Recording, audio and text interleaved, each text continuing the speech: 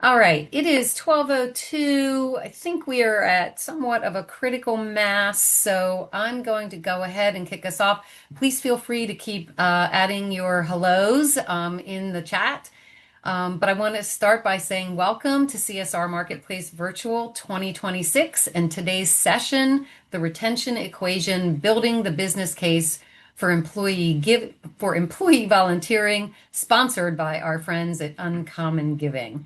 My name's Leanne Pasco. I'm a longtime corporate social impact practitioner and now a senior consultant here at ACCP, and I'm really so happy that you've joined us today. ACCP is the premier membership association for corporate social impact practitioners, and all of our programs, including these CSR Marketplace virtual programs, are designed to advance our mission, to share knowledge, to foster solutions, and to cultivate a community of peers. This event is the first of our 8 sessions that ACCP is hosting as part of this year's CSR Marketplace Virtual. Barbara, can you please advance that slide? There we go. It might just be on a delay, so my apologies. As I mentioned, this is the first of 8 sessions. You can see those 8 sessions listed here. Registration for everything after our session right now is still open. If you see something that you are excited about, but unfortunately are not going to be able to make, we are recording all of the sessions, and those will be posted to ACCP's website next week and available through the end of the year. So have no fear. If you see something you wish that you could attend but can't, you'll still be able to get the content. All right. Before we get started, I do want to highlight some other upcoming ACCP programs. So if you're based in Chicago, there's still time to join us for our in-person CSR exchange on June 23rd. This is just one of the local events that we've been hosting this year.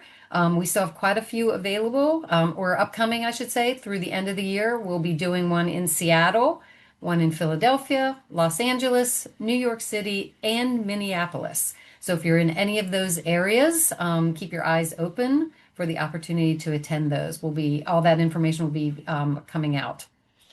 On July 9th, members of ACCP are invited to join us for our virtual topical member discussion, which is an insider preview of the findings from our CSR Insight Survey. So a sneak peek, if you will, for our members. And then on July 15th, both members and non-members are welcome to join us for a webcast featuring the full results of the 7th annual CSR Insight Survey. So there are lots of folks on this call. Maybe you're a member of ACCP. Maybe you want to be a member of ACCP. Maybe you're a new member. But if you want a refresher on ACCP membership benefits, feel free to join us on July 16th for a deeper dive on what those benefits include. And then last but certainly not least, our hallmark event of the year, our ACCP conference, is in Boston this year from September 14th to 16th. If you're thinking about attending the conference, but you've been on the fence, haven't quite pulled the trigger yet, now's the time to do it because early bird registration, and that means early bird pricing, ends next Friday, June 26th. So these are just a couple of events that are upcoming and programs that are upcoming at ACCP. If you want more information about these, you can find more information at accp.org. All right, let's talk a couple seconds about housekeeping. We've turned on closed captioning and live transcript today, so if you'd like to see the full transcript, look for the CC icon, click that little caret, and select View Full Transcript. And then you can see the full transcript. We also want you to interact with our speakers and each other using the Zoom chat. We're off to a good start with lots of folks introducing themselves, so please continue to use that. Ask your questions. Our ACCP team will be gathering your questions as you're putting them in the Q&A function, which I'll talk about next. And so please make sure that you put your questions in that function so that we can see them and pull them together for our speakers. So with that, it is my pleasure to introduce our speakers today. Very excited to introduce you to Chris Lewis, who is the VP of Go-to-Market at Uncommon Giving, who is sponsoring this event today. And his partner in crime, Janelle St. Omer, who is the Chief Impact Officer at visit.org. So, Chris, Janelle, take it away. Thank you, Leanne, and thank you for the ACCB team with Cassandra and Barbara helping us, and we're excited to be here today. So as Leanne mentioned, I'm Chris Lewis. I'm the VP of Go-to-Market at Uncommon Giving, and if you don't know us, we are a workplace giving and volunteering platform built for companies from small to enterprise. So employees can give, match, and track volunteering all in one place, but about 120 companies use us today. And that's the last salesy thing I'll say today. I just want you to know where our data and our point of view comes from. And hi, everybody. I'm Janelle St. Omer. As Leanne said, I'm Chief Impact Officer at visit.org. I feel like I have been on all sides of this conversation in the nonprofit space, in the corporate space, and then also on the sort of partner and intermediary space, like I am at visit.org. For those of you who don't know us, we facilitate volunteer opportunities, corporate volunteer experiences for many, many companies around the world. We have a beneficiary network of over 4,000 organizations and over 2,000 experiences within our platform as well. So we really act as an extension of your team in terms of volunteerism. We know that volunteering can be hard, especially around the world. So that's just a little bit about us and our vantage point as well. So I'll turn that back over to Chris.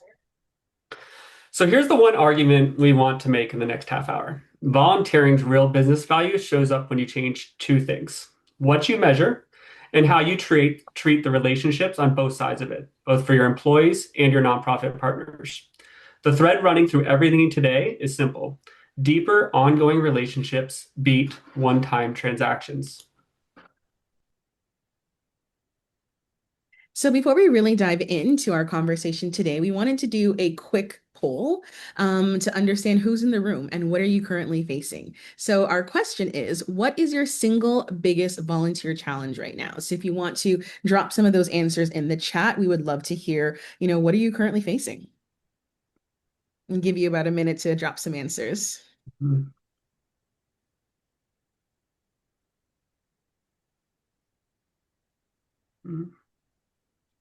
Multiple work locations, employee engagements, increasing new participation. Okay. Yes, please keep them coming. Yeah. Remote employees, that's a good one.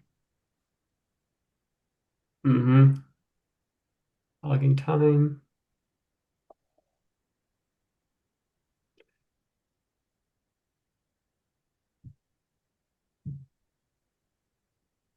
It looks like there might be a common thread here to some degree around timing, right? Having the time to either schedule the opportunities, run them, busy doing other things, priorities, and total comms. Okay. Well, it's interesting because when we look at those, there's some commonalities in what we'll be chatting about today. And it's really kind of how you drive participation with your employees and how you support your nonprofits and making that easier, frankly, knowing that we're all limited in time. And I know Janelle is going to speak about that a little bit more when we get into the further down in the slides. So thank you for your feedback. Keep it coming. And if you have any questions as we go through this presentation today, please drop them in there as well. We'll try and get to them at the end of the conversation today. All right. So let's start with the paradox. By every participation measure, volunteering is winning. So 23.7 million approved corporate volunteer hours last year. That's up 175% from 2019. So more than 3/4 of companies report that participation is climbing. So if we only looked at that and the volume of hours, we'd say this problem is solved, but obviously it's not. We saw your chat. And yet only 18% of Civic 50 honorees track the long-term impact of their programs. And if you know, the Civic 50 are some of the most sophisticated corporate citizenship programs in the country. And even among them, fewer than 1 in 5 connect what they're doing to outcomes that last when it comes to volunteering. If they're not measuring it, what does that say about everyone else? What are they doing? And I think to be clear, the point is not that volunteering is not necessarily working, because obviously the numbers show that it's working in some form or fashion. The research, says it overwhelmingly as well. But I think what we're seeing a lot of us as practitioners right now is the problem is that most programs aren't necessarily designed to capture or create longer term outcomes that matter. The value, the real value, is just kind of just leaking out because the program was built to run events, one time engagements, episodic engagement, but not necessarily to build longer term relationships or to produce longer term results with nonprofits. So I think, when we really think about participation, we think about metrics, why does every program still lead with hours? And my thought is that it's not because, folks are lazy or anything like that. I think it's because hours are free and they're one of the easier metrics to come up with. So if you think about hours, you think about headcount, events run, match rates, all of those kind of automatically fall out of your platform. Or if you don't have a platform, your spreadsheet, but those are some of the metrics that are easier to track. But what actually matters most is the harder stuff, almost the more expensive stuff. So if you think of business outcomes like retention, engagement, if you think of the capacity that you're building inside of nonprofits, the skills that you're transferring between tech and finance and marketing and the change for the people, who are actually being served, or even if you think of the internal change that happens with employees as they're volunteering as well, none of that really drops out for free. It's hard to know how an employee has been transformed through a volunteer experience without going a little bit deeper. It's hard to understand the capacity that has been built with a nonprofit without going a little bit deeper. So this is really a structural challenge, I think, and less so of a motivational problem. And as we can see, the appetite is already ahead of the practice. We know right now 71% of companies are reporting rising internal demand to measure real impact, and that's actually up from 53% from 2 years ago. So your CHROs are asking, your CFOs, of course, are asking. You might have your CMOs who are asking as well. Anyone who sort of has a top line view to, overarching business metrics, they want to understand how does your volunteering program actually influence where the company is going, and some of those broad-based company priorities and strategies. So for all of you who are familiar with Sona Khosla, who's the Chief Impact Officer at Benevity, she's put it bluntly to say that we cannot continue to allow for impact for hours to imply impact. So just because we're seeing the numbers go up doesn't necessarily mean that the impact that we're looking for is actually following suit. But one of the things that we do know is that the research that is out there is directionally strong. So if you take a look at the stats that we have here on this screen, 52% lower turnover in purpose-driven programs. 87% of employees saying that volunteering is actually influencing whether they stay with their company or not. 94% of companies saying that it actually builds resiliency. So when companies are thinking of the future of work, they're thinking of the sustainability of their organization. If they're going to be around to be a 100-year-old company, volunteerism, I think, plays a role in that.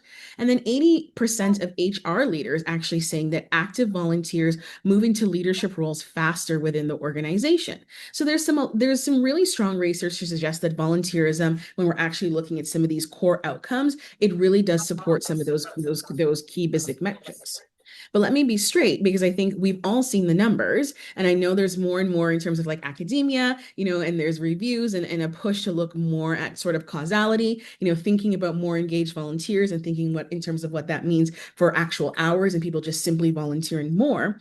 The directional case is definitely strong, and we certainly can't pretend otherwise. But here's what I think going one level deeper actually means and why it matters regardless. If you're familiar with Gallup and the state of, employee engagement in American workplaces, it has actually said that right now we're at an 11-year low in terms of employee engagement. And there's almost two metrics that Gallup looks at in terms of engagement. There's sort of low engagement or disengagement, and then active disengagement as well. And with both, we know that this is costing companies hundreds of billions of dollars on an annual basis. So, whatever you believe kind of about causality, we know that because programs can actually, demonstrate movements towards engagement, engagement is not a nice to have anymore for companies. It is a strong business metric. It tells a lot in terms of leading indicators as to where a company is going and what they can expect in terms of the future of their employees and what that obviously means in terms of their efficiency and productivity as well. Because active disengagement, we know those are employees who are not sitting in that middle area. They're sitting all the way over here, and they're in some cases actively working to destroy company cultures, which of course impacts company bottom line and efficiency and productivity. So we know that this is business critical. And basically, when you really think about it in terms of all of you who are trying to actually make the case or make the case for, different parts of your volunteerism, volunteering works hands down, period, full stop. But the type of experience, I think, matters far more than the amount of the experience. And what's really important is that companies need to think about meeting employees where they're at and moving them along that engagement spectrum to really deliver on volunteerism that is most impactful, not only for your people, but of course for your nonprofits and then community at large.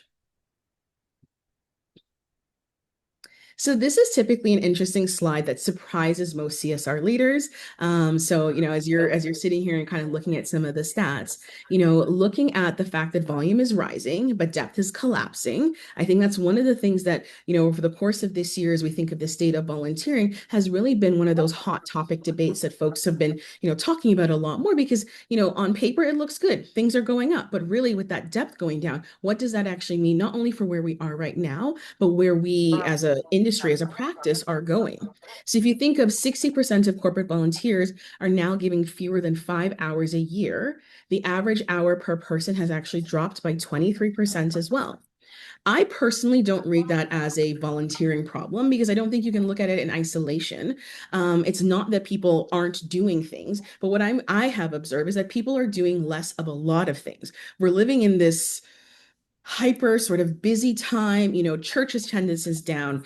Folks are exercising regularly, that's going down. Weekly commitments are shifting as well. So every kind of place where people are showing up because of the nature of the sort of the moment that we're in, a lot of folks in terms of regular continuity, things are down. And I actually think that that's a human bandwidth challenge. So when we're having these conversations about volunteering and looking at some of the data, if we're not actually looking at the realities of what employees are facing day to day in their roles, they're doing more with less. Companies have shrunk in some cases. So, teams are smaller, employees are more burdened. Some employees have a little bit of fear if there is an environment, as we know, with some companies, doing some downsizing and stuff like that. Are employees fearful that they might lose their job? In this conversation with being AI forward in this new AI era, are folks, a little bit more fearful that they will be replaced by AI? So they don't want to spend as much time volunteering because they don't want a perception to be, well, if in this environment I have time to volunteer, maybe I'm not actually, business critical or needed. So I think we have to look at a lot of this in terms of the context within which we're all operating. So we start to look at the design question, and then it's not how do we get more hours, it's what do we do to actually create a frictionless, high quality touch point experience for someone who realistically has 2 hours. And if they only have 2 hours this year at this moment in time, that's okay because we know that we could potentially move them along that engagement curve as things change within the context of the business and the context of life at large. So I think to sort of solve that, there are two things that are clearly winning. One, personalization. I think in so many spheres of our life right now, personalization is winning. So individual opportunities, jump from 26% to 37%. People want choice. They want meaning. They want to do work that's going to help to kind of spark that individual purpose for themselves. They want to do the things that matter most to them in their community or with their family or anything like that. So that personalization, I think, is really, really key. And then we think about skills-based. So skills-based is winning as well because skills-based volunteers help to improve the nonprofit efficiency by about 28%. And there's high, high demand and interest in things like marketing, design, tech, and strategy as well. And we know in often cases, the individuals who are within those teams want to give back in a skills-based capacity. Of course, that, benefits the nonprofit.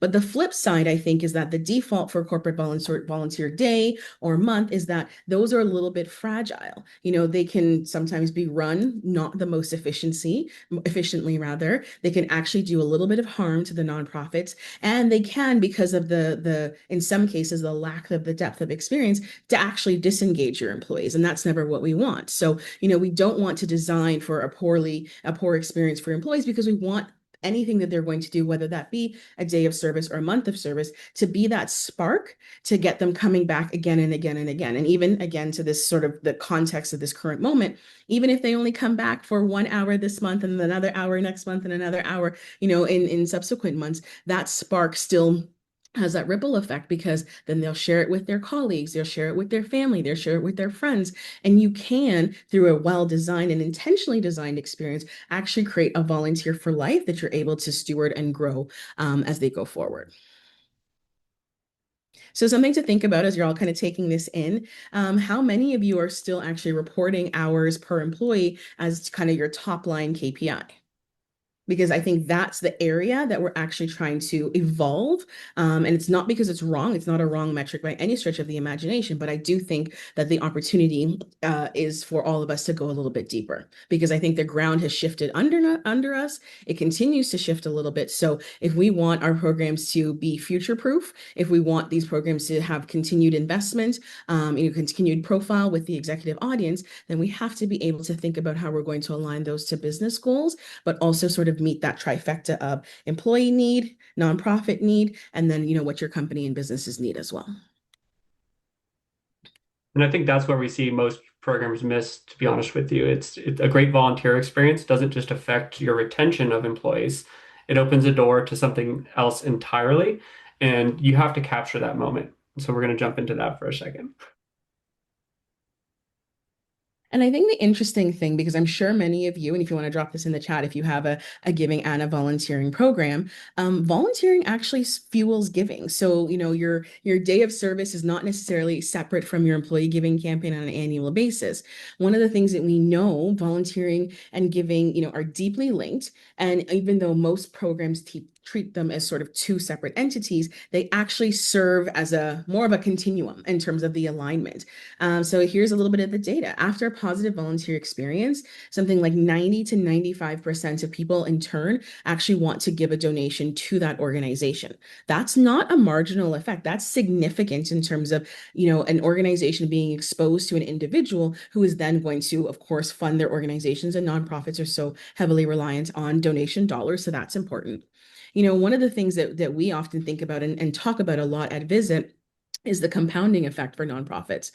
So one organization that has received dollars from us, as part of the corporate donation that goes when we facilitate a volunteer experience for a team, has actually said that because of the unrestricted dollars that have followed the visit opportunities, they have brought in roughly $100,000 year over year in unrestricted dollars to their organization. So if you think about unrestricted dollars being the hardest to actually capture, the most valuable for nonprofits, because of course they can direct it to wherever they need to direct it within the context of their business, that is not inconsequential. So, the mechanism that we tend to talk about is like, how are we creating this spark? How are we facilitating and intentionally designing this moment where an employee feels impact? They feel this sense of purpose. They feel this, connection to community and to an organization that they can then go on to support in a variety of ways going forward. So if you think about even micro volunteerism or, these short, opportunities that exist, something that is well designed and thoughtfully designed and intentional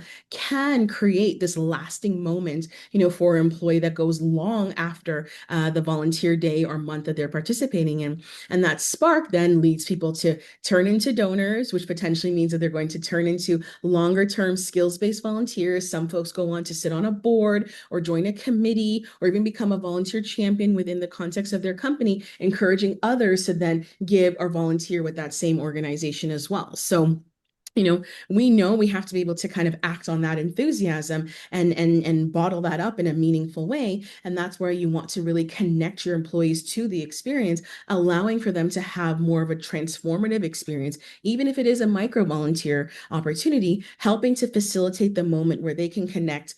I see myself within the bigger context of the world. I see the impact that I've had, even though I've come out to do something for 1 hour or 2 hours. I understand how this is going to impact the beneficiaries of this organization. I understand the work that this organization is doing in the world, and I understand how I now am connected to this and all the other ways that I could potentially give of my time or my dollars beyond this opportunity that I'm participating in right now. And honestly, I think looking at the opportunity to create these events or the day of service or whatever it might be, it's how do you make sure you connect that gap? What is the next step? And so companies invest a lot in volunteer opportunities and giving campaigns, but then they don't necessarily have that connection point in order to capture that next step. And so the employee finishes this amazing event that you coordinated that took hundreds of hours potentially. They want to give, and then there's a form somewhere, or there's nothing at all. The momentum dies. So the design principle is such that maybe we can try and look at building that bridge to what that next step might be. And so whether it's giving, whether it's volunteering, or whether it's going to join the board, as Janelle mentioned, is we have to make it a one-tap continuation of that volunteer moment. And so when you look at the retention effects of these volunteer moments, you have to look at not just this moment in this one point. You have to think of what are we trying? What is our end goal? And so that's how a 2 hour experience turns into an ongoing relationship with the cause and with your company, which is again the whole theme, like deeper ongoing relationships beat one-time transactions. So we've talked about the employee relationship and the giving relationship. There's a third one most programs underinvest in, the relationship with the nonprofit partner itself. Most of the organizations that I'm speaking with, they are very concerned about making sure that their nonprofits are vetted properly. So they're looking at, the programmatic guidelines. They're looking at the 501c3 status. They're looking at OFAC screening. They might be looking at the 990s, the overhead ratios, governance, whatever it might be. We look at it once and then we stop, right? It happens once and then we never look at it again. But what rarely gets rechecked that might be important when you're looking at creating a volunteering and creating a long-term partnership, and things like leadership turnover.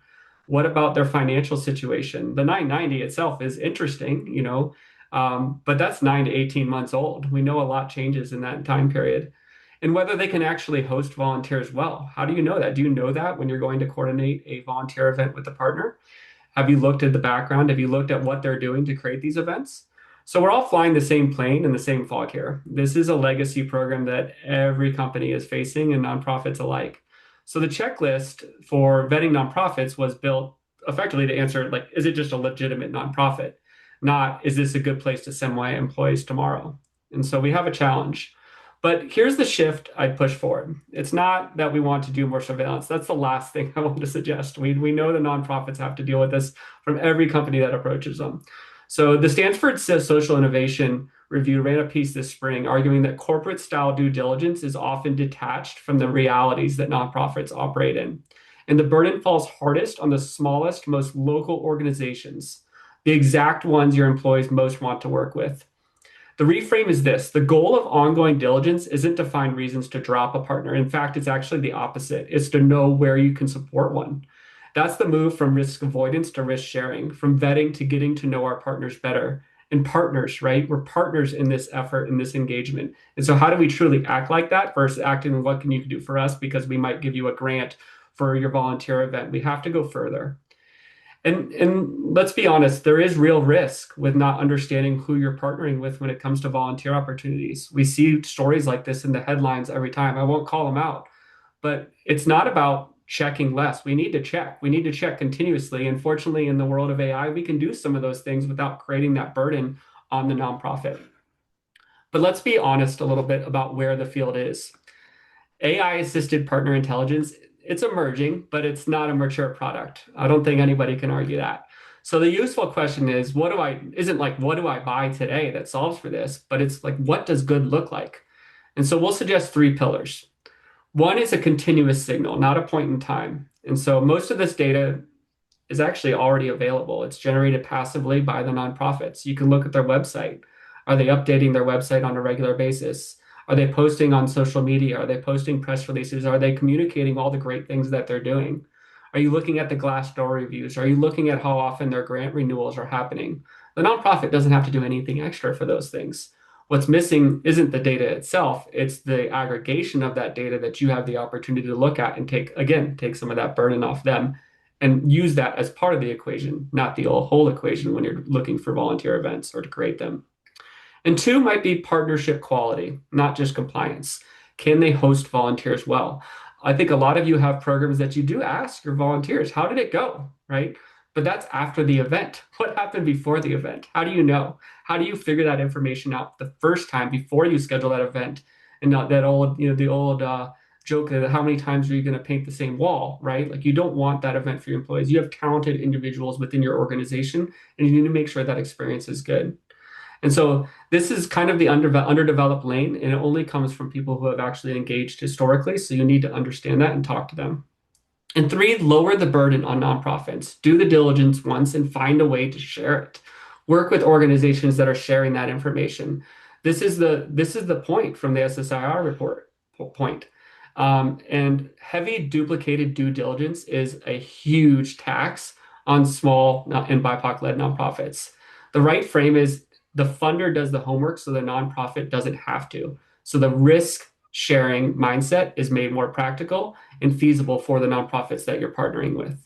So to summarize, continuous signaling, partnership quality, and lower burden. Done right, better diligence isn't a wall that you put up. It's actually how your relationship gets deeper with the nonprofit.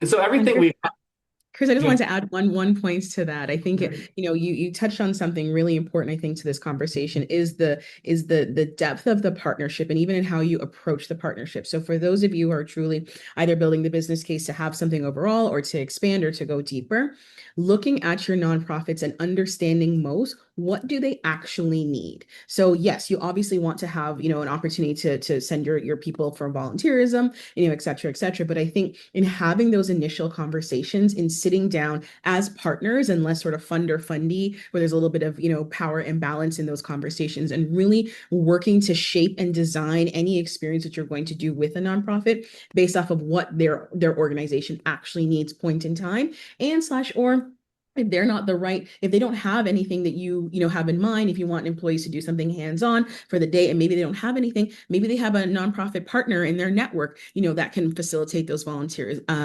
opportunities. But I do think, and I just kind of wanted to impress upon everybody on this call that I think that that's where a lot of this starts, and that's where a lot of the challenges actually exist in how those initial conversations are being had. So less so here, we've given you dollars, now we would like, 60 volunteer spots in return.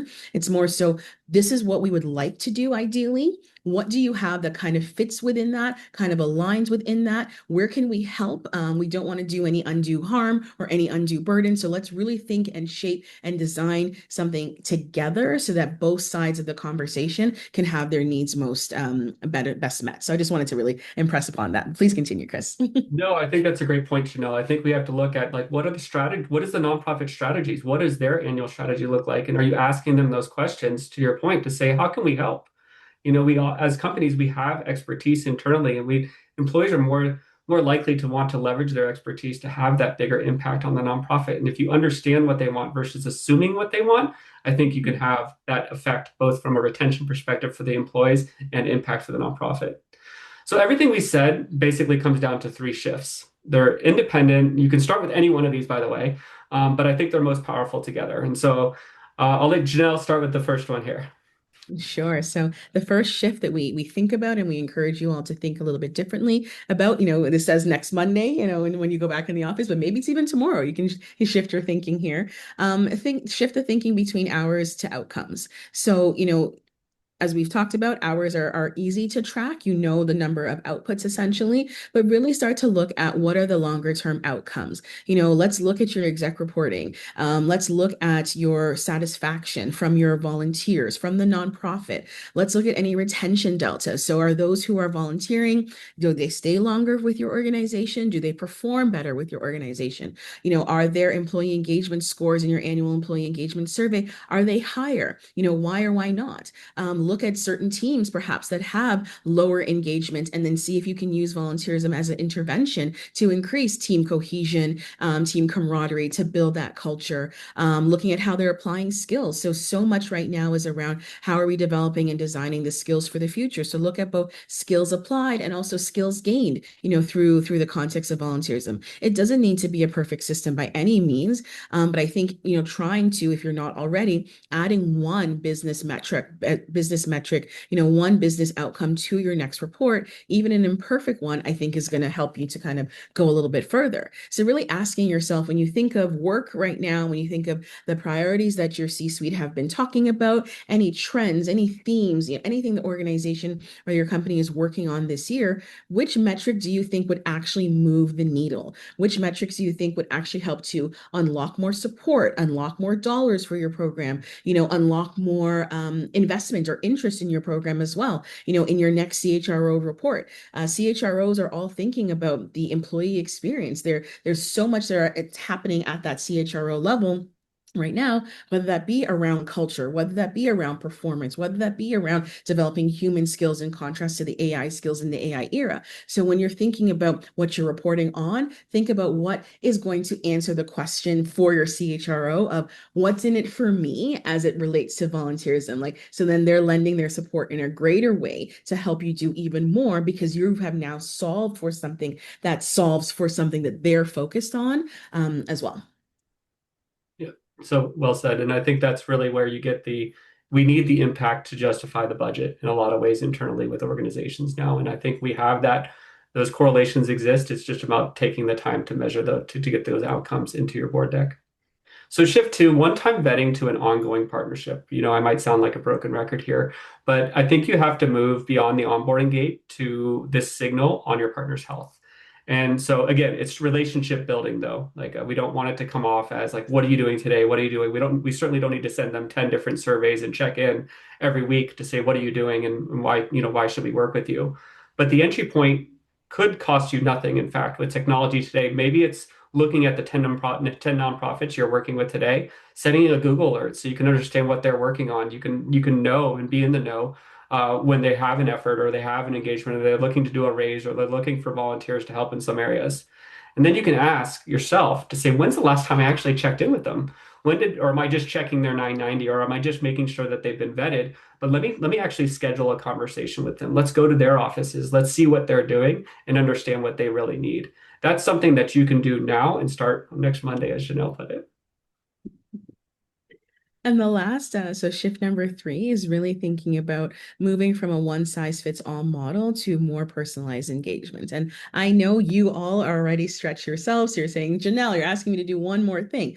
But no, it's not really necessarily I'm asking you to do one more thing. It's more so shifting your thinking into how can I offer a variety of experiences to meet employees where they're at? So how can I help with what the partnerships that I have with my nonprofits and what they need? And how can I match employees, their skills, their interests, the cause areas that they care about, in those formats. I think designing your program where you have I always used to call it casting as wide a net as possible. So something for everybody, having micro experiences, hands-on experiences, skills-based experiences. And I think when you're having those conversations with your nonprofit partners as well, because they have a variety of needs, if you come with a wider net as well, it's going to be able to enable them to share, this is where we actually really need people in all of these different types of ways. So think about that, design for the kind of 60% who, want the meaningful touch points. And then of course the skilled minority who want to go deep as well. Even if you have one skills-based volunteerism program that enables or engages 20 to 30 of your employees, you're still then providing a mechanism for them to get involved in that way. And then say you have all the rest of your employees, doing something more hands-on. It's okay, because I think having that spectrum shows it's as a signal to your employees and to the business that, hey, we recognize you are all different. Everybody has different needs. Everybody has different interests. Everybody's coming at this sort of purpose and impact journey individually from a different starting point. So we want to be able to provide something for everybody. So if you want to dip your toe in, please do that. If you want to go deeper with us, please do that as well. If you want to build and shape and co-create these experiences with us as an ambassador or champion, please do that as well. But we have something for everybody with the variety of partners that we have.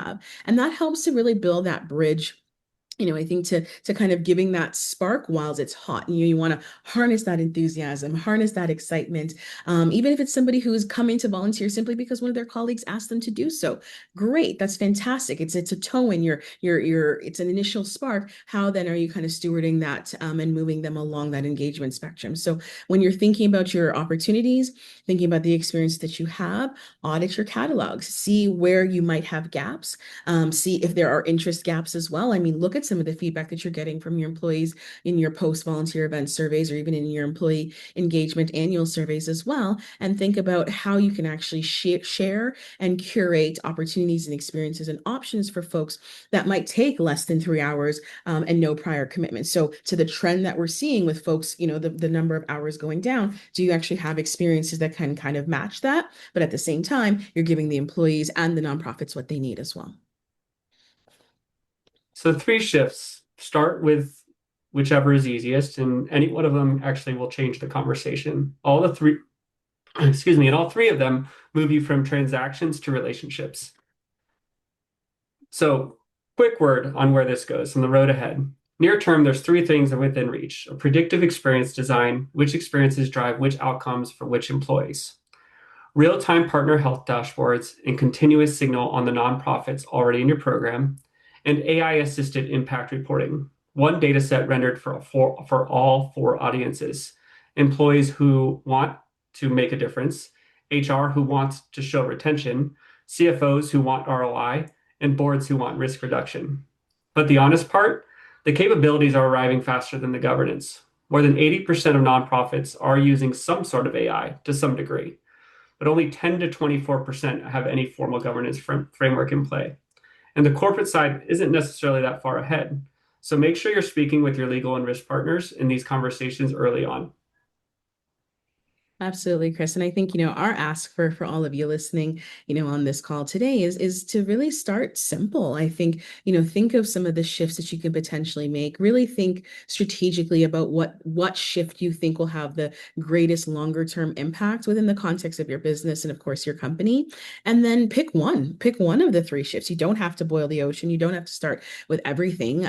Think of the one that is probably easiest for your program, something that maybe you can pull into this actual time period, pull into this quarter, or one that is most reflective of where your company is at right now. I think that it's such an interesting moment and point in time as it relates to volunteerism and giving and social impact overall. So if your company is currently going through turmoil, then maybe it's not, the time to make some of the greater shifts, but perhaps if your company is looking from more of a compliance lens, then you do want to start looking at things from that risk framework and bring those conversations, to your CFO. Or if your company is experiencing high turnover or layoffs or anything like that, then in all likelihood, your culture is taking a bit of a hit. So maybe volunteerism can be used to kind of bring back up that culture and build that cohesion and make employees feel connected as those who, have remained within the business. Or if your company is actually expanding and you're doing mergers and acquisitions, social impact and volunteerism and giving is one of the greatest ways to unify a new corporate culture, under this umbrella of social impact. So really think about, which one meaningfully will help to kind of change and evolve your program this year. And then just like we talk about the spectrum of engagement and kind of moving employees, up along that curve as well, think of the change curve for your program. So you might start something that maybe it's actually going to take you 3 years to fully accomplish or to fully adopt or implement, but you're taking meaningful steps towards where you want to be in the next 3 years as it relates to that particular element of your program. So, we encourage you to kind of think through it from that particular lens to help your programs to evolve. Well, thank you. And so, as a follow-up, we are going to send you a three-shift framework document that kind of summarize our conversation today.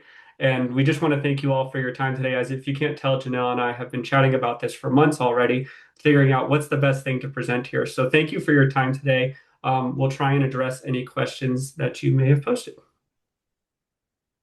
Wow, such good information, Chris, Janelle, thank you so much. We are just about at time, so I'm not sure that we have a whole lot here. And I see folks are starting to drop off because we are right at the 12:45 Eastern mark. There were a couple questions, Chris and Janelle. I'll send those over to you. A couple questions that were posted in the chat, in the Q&A, and I'll send those over to you. And maybe in any follow-up that you send, you can sort of address those. But I wanted to take a moment to say thank you to everybody. First and foremost, excuse me, to you, Chris, and to you, Janelle, and Chris in particular for sponsoring this event with Uncommon Giving. Thank you so much. But both of you for the great information that you shared and so forth. And for everybody here on this call, we really want your feedback. We want to continue to bring great resources and great programs like this to you. You can use this QR code, or Cassandra just dropped a link in the chat. Please give us feedback. We'd really like to hear from you so that we can continue to bring new programs to you and to improve on programs that we are bringing to you. So with that, I will close us out. Again, huge thanks, Chris and Janelle. Huge thanks to all of you who stuck with us and learned and were sharing information with us today. As the speaker said, there will be some follow-up information forthcoming, and please don't hesitate to reach out to any of us at ACCP.